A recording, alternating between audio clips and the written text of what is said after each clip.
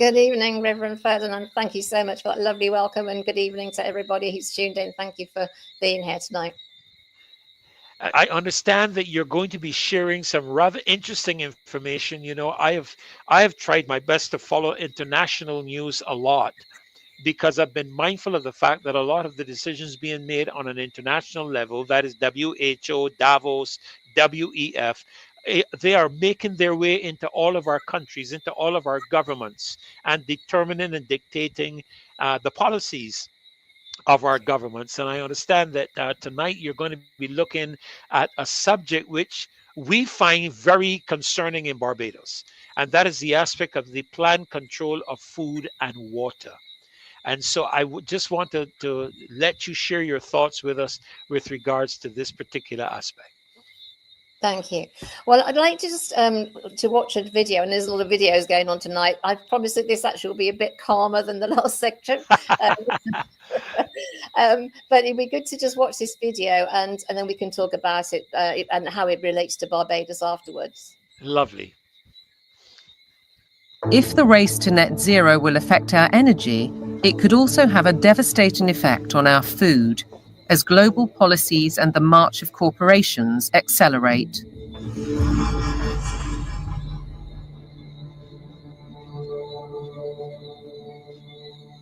Farming has been at the heart of our lives for generations, but to the climate change advocates, suddenly it's a threat.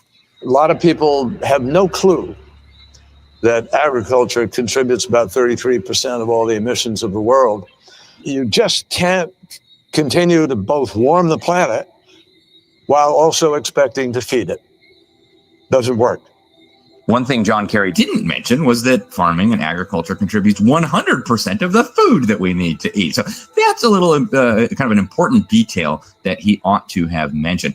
And I think what we're dealing with here is actually a global war on agriculture. I believe they are demolishing our food infrastructure, partly to cause a crisis, right? And I guarantee you, mark my words, we're going to be in a food crisis, and they're going to say it's climate change.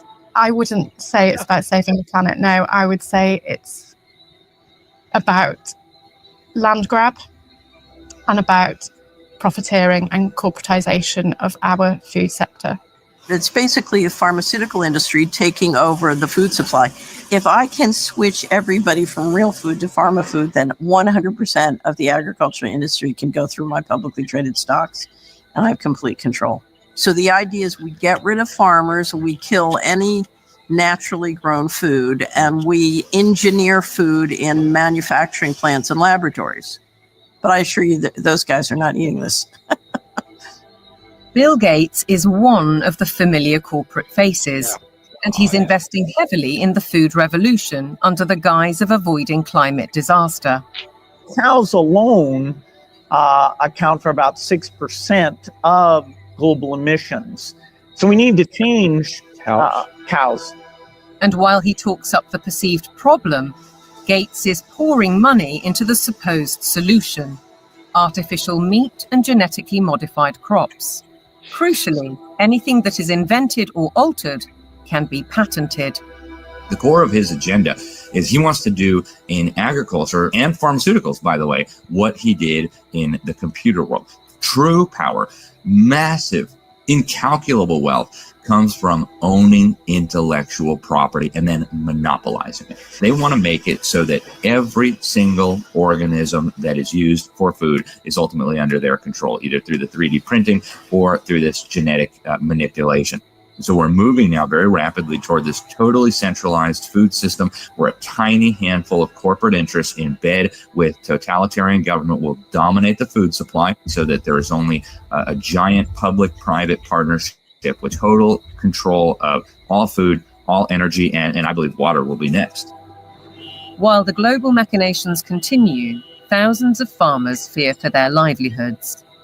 And the new UK government's first budget has multiplied those fears. By reducing relief on inheritance tax, they're penalising those who would want to pass their farms to sons or daughters. The National Farmers Union described it as a disastrous budget for family farms that would snatch away the next generation's ability to carry on producing British food and see farmers forced to sell land to pay the tax.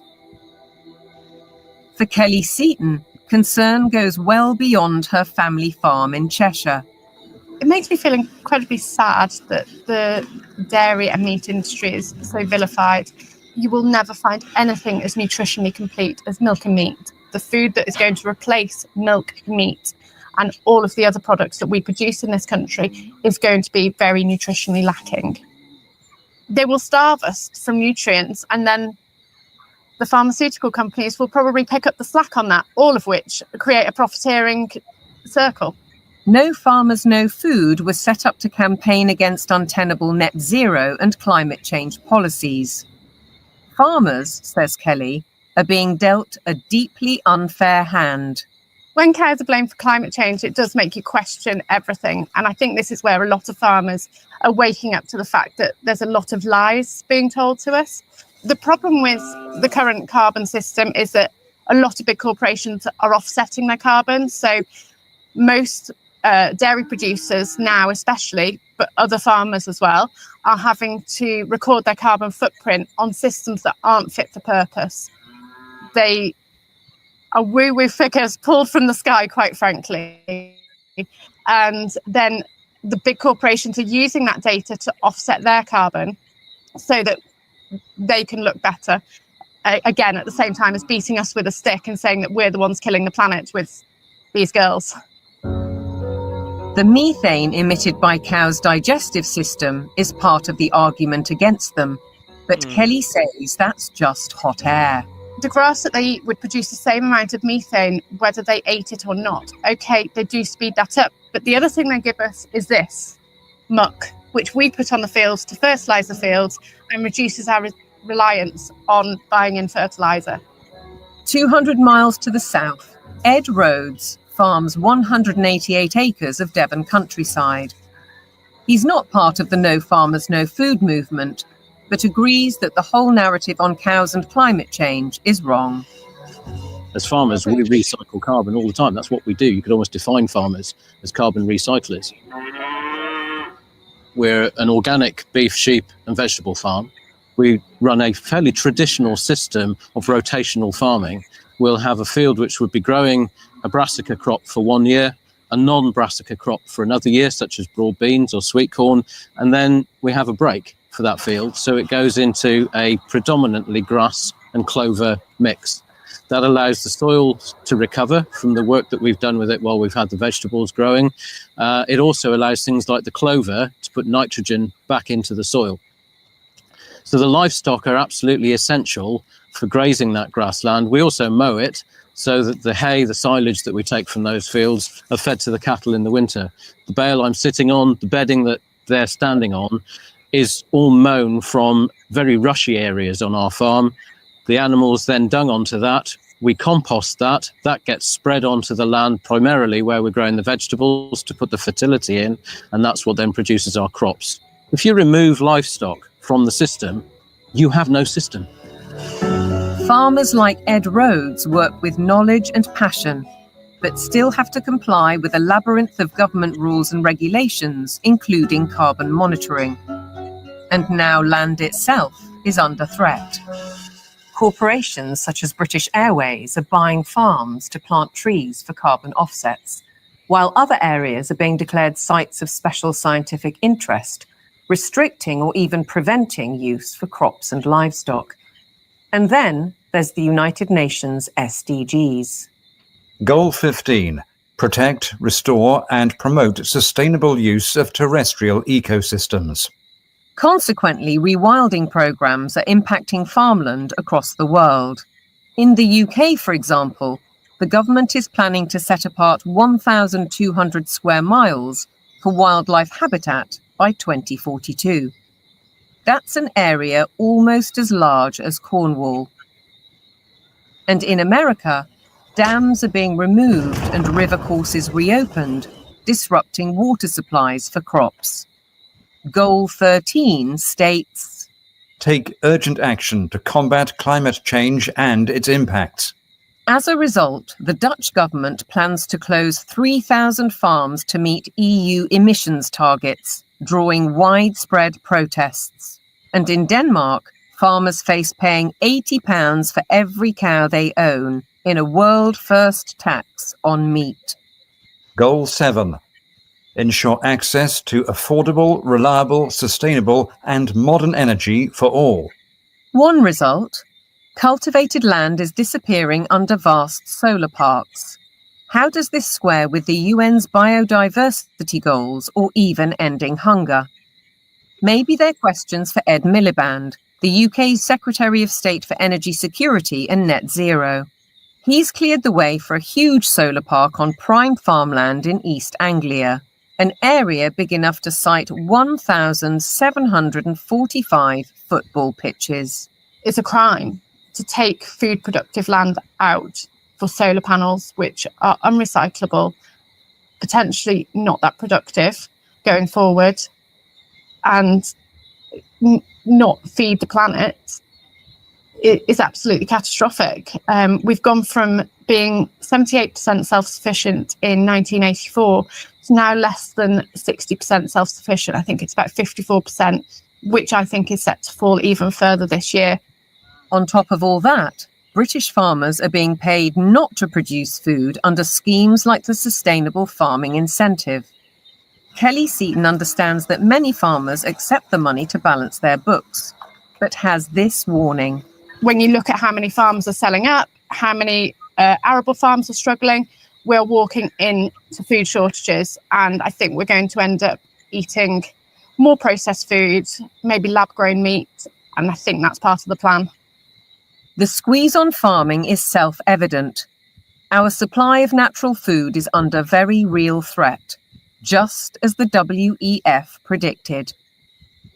Worse than that, Catherine Austin Fitz says that with programmable currency, you wouldn't have a choice. No one in their right mind would ever eat this stuff. But the reality is, once they have control of your transactions, they can dictate what food you can and cannot buy. Yes, If you buy pizza made with insect-based flour, that's what you're going to get.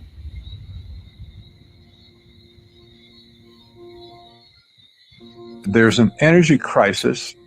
Even though there is an abundance of energy, there's a food crisis. Even though there's plenty of food to feed the world, there's a water crisis. Even though 70% of the Earth's surface is covered with it, there's an air crisis where CO2 is declared the enemy of mankind, even though it's necessary for life to exist on Earth. There's a resource crisis, even though there are abundant resources to support everyone. What's with us here? You know, who created all these crises? They did it. Just as clear as the nose on my face. It's all been a sham. All the essential things of life, they've been declared to be scarce, because things that are scarce you can control.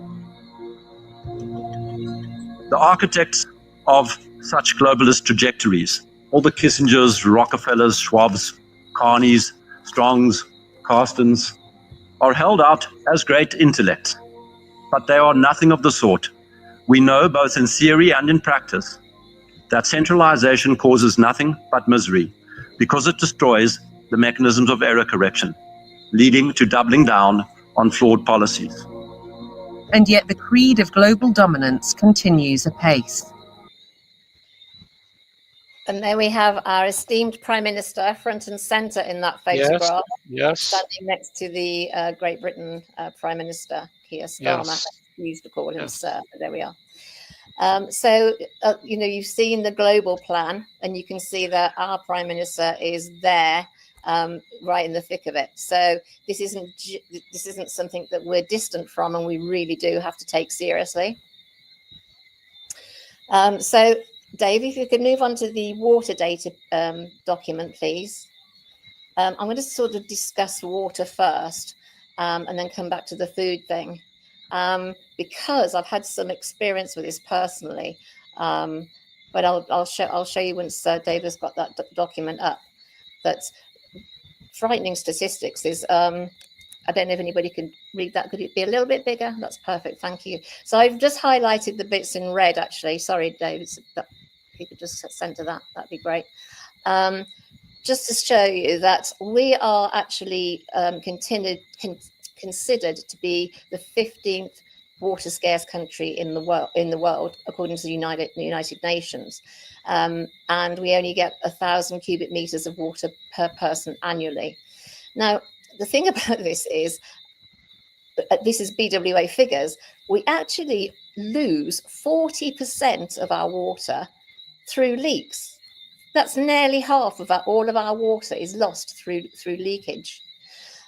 We know that the state, I used to live in St. Lucie, and the state of the water up there was dreadful. I mean, it was just brown. I think they're doing something about it now, but it was for years. Anything white that you had that went in the wash came out brown. And, you know, whatever drinking water was just revolting. And so we don't manage the water very well here. So same with Gibbs Gully, which is my pet project. They're planning to build on the gully, which is a natural water course, which is crazy. And a lot of the water that comes down from the sky runs back into the sea. So we do actually get an abundance of water. It's just very poorly managed. And we've got, again, according to BWA, we've got 27 reservoirs on the island. But clearly we're going to need some more, particularly if they're going to be building all these hotels. If you could just scroll up for me, Dave, that'd be great. So yeah, we're losing a lot from the poor infrastructure, terrible leaks, it is very much manageable. Something can be done about it. It's not impossible. So why isn't that being a priority, as everybody should have the right to water? I know that they've got this $12 million loan from the European Investment Bank, which is supposed to be going to sort of solve the problem. But, you know, I don't see $12 million worth of work being done to our pipes in Barbados. Again, you know, it's the same old question, where is the water going? Now, this is interesting. This nexus, resilience, water sector resilience nexus for sustainability in Barbados. If you could just go up a bit, Dave. Sorry. I went to a meeting about that, so I'm just going to talk about that. Sorry, could I have the next document, which is it's a photograph of the water sector resilience nexus. Dave, thank you. So this, that's it, perfect. This was delivered to a neighbour's door via the post, and it was an invitation to go to a meeting. There was one BWA person there, but it was actually run by a fellow called Dr. He's Adrian Cashman. He's on the bottom of this letter, who works for this Nexus company, whatever they are.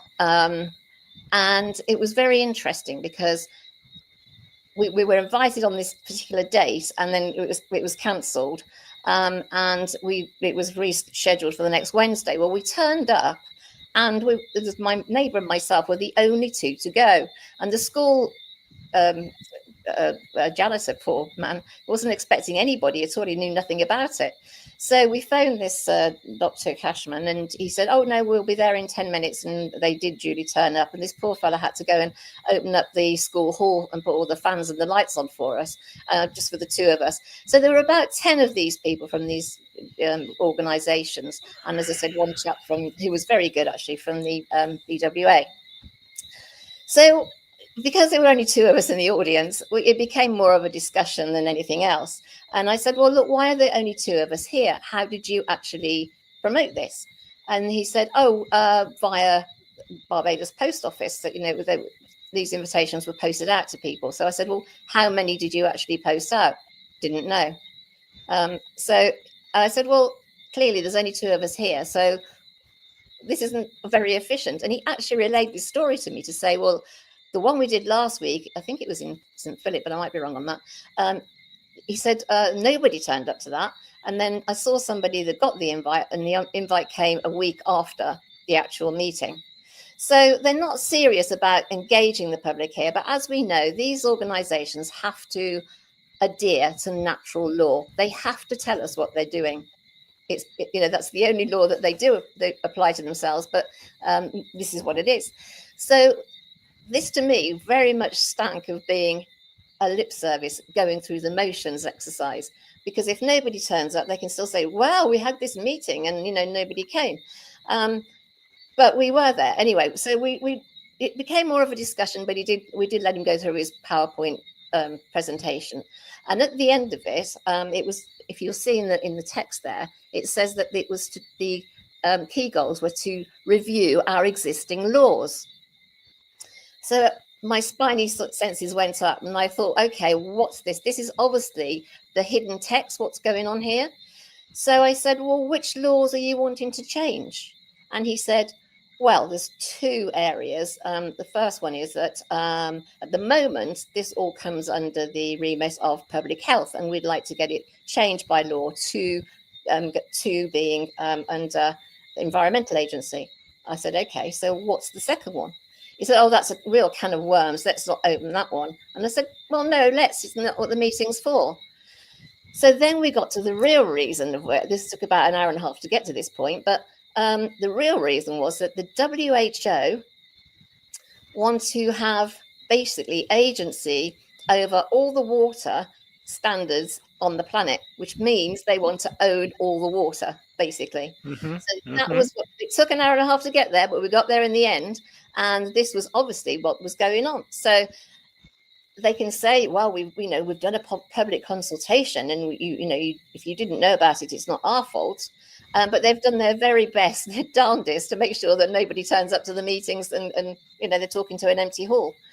So so that's what's going on with the water, is basically what I'm saying. It is a terrible system. It does need more input. It needs starting again, really, in some areas. As I said, being up north as well, in St. Lucie is terrible, and St. Peter's not much better. But this is what's really happening. These agencies are working on behalf of the WHO. They're going through the motions. They have a massive budget. I think it was something like $45 million budget US to do this.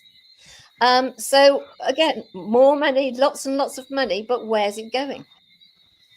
So Dave, if we could go to the next document for me, that would be great. Which I think is the impact.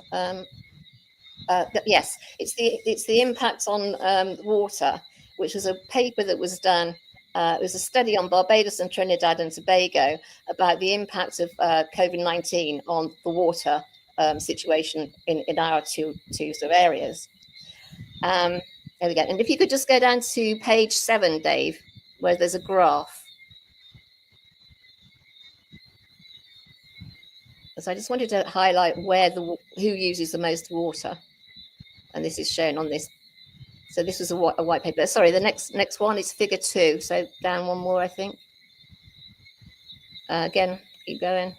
That's it, that one there. If you could just make that a bit bigger, that'd be great. So obviously it's going to be the years of the COVID. It went right down because the island was virtually empty. But if you look at 2017, 2018, and 19, and the beginning part of 2020, the silver line at the top, the grey line at the top, is hotel use. Sorry, Dave.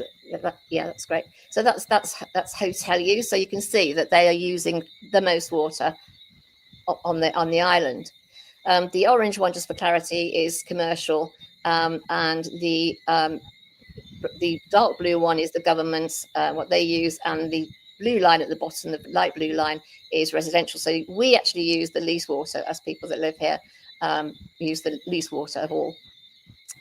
So as we know, they're building these massive hotels, Pendry, the Royalton, and now they're planning the 9-story one where the Civic Centre is. There's the ones on the south coast. Where's the water coming from? What are they going to do about the sewage? Are they going to address this? If they're going to have, planning to have thousands more people come to the island and need to fill these places, how are they going to cope with that? Because at the moment, the current system we have is rubbish. So they might be building the hotels. Are they building more reservoirs? Are they going to make sure that we have enough water, catching the water? Are they going to stop the leaks? So this is the question, really. What are we going to do? Because if, as we can see, you know, yes, wow. That's the sort of water section. But going on to the food section, if you could, Dave, which is the next one, there's a small, very short video. Sorry, did you get the video of the Chinese fella chatting about it? So it's a short video, but it shows you, because I'm not sure if everybody knows about this facility up. It's called the Food Research Facility up in St Thomas by St Thomas, yes. Yeah, up by Lynn and Castle up there. I drove past it actually about a week and a half ago, and it really looks as if it's been abandoned. There is something I'll show you later that they're saying it hasn't been abandoned. Apparently the governments are doing the electrics and other bits of fittings, but it's been built for the last few years. I've watched them building it. But if you could just show that little video for those who aren't aware of it, Dave, if you've got it there. It was on a separate email. I sent it to you. I think I sent it after that's it. Yeah. So that's the site. It's more advanced than that now. In the parish of St Thomas in Barbados, a significant project is underway to enhance the country's food security. Thanks to the dedicated efforts of Chinese workers, the construction site of the China Aid Center for Food Security and Entrepreneurship project has witnessed a substantial progress, with the main buildings taking shape. 我们这个项目的开工时间是在2022年7月31号，计划在明年3月份竣工。这个项目总占地面积是54000平方米，其中包括对外培训使用的会议中心，然后还有辣椒加工厂、蔬菜加工厂、水果加工厂、检测实验室、巧克力加工厂等等，总共是13个。As a Caribbean island, Barbados relies heavily on imports of food and vegetables, with the need to improve agricultural production and processing technologies. The center holds immense importance in ensuring the nation's food security, driving agricultural development and enhancing the quality of life for the people. 它是将作为巴巴斯长期农业规划发展的一部分，而这个项目的实施也标志着中国援助巴巴多斯粮食发展的一个标志性的事件。这个项目建成之后，必将成为中国中巴友谊的新标杆。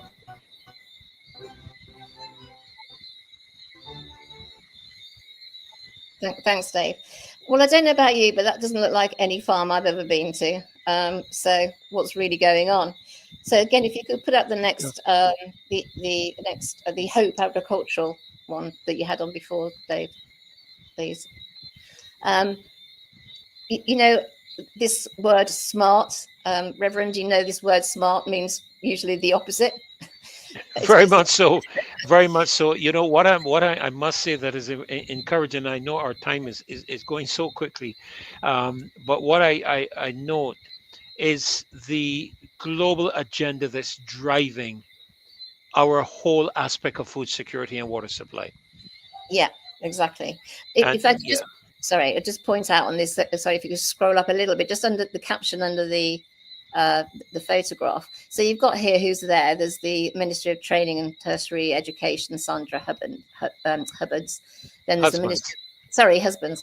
Minister of Agriculture, blah blah blah. And you've got the BAS CEO James Paul and other stakeholders. Now you know when you hear the word stakeholders that this is a global cabal. Yes, yes. Yes. And I'm actually made a mistake. The BAS is not actually an NGO. I read somewhere yesterday it was. I checked it isn't. But who are the other stakeholders? You know, it doesn't say. It just says and other stakeholders. So always the devil's in the detail, isn't it? What are they not telling you? And again, if you just scroll up for me, please, Dave. You know, so. Again, just the language that they're using. If you could go up to the red, there we go. Thank you. Just looking at the language that they use. Additional infrastructure includes crop storage facilities, a fire control center, a photovoltaic energy system, and biosecurity controlled access to pens, animal pens. Biosecurity access to animal pens. So does that mean we can't actually wander through a field full of cows or sheep or whatever? So only certain people can have access to the animal pens. Does that sound like a farm to you? And then if you could just go up again. It sounds like an animal prison. Well, it sounds like a laboratory to me. So this, and again, the language, this institute is not just about training farmers, it's about transforming how Barbados thinks about food. food. Exactly that.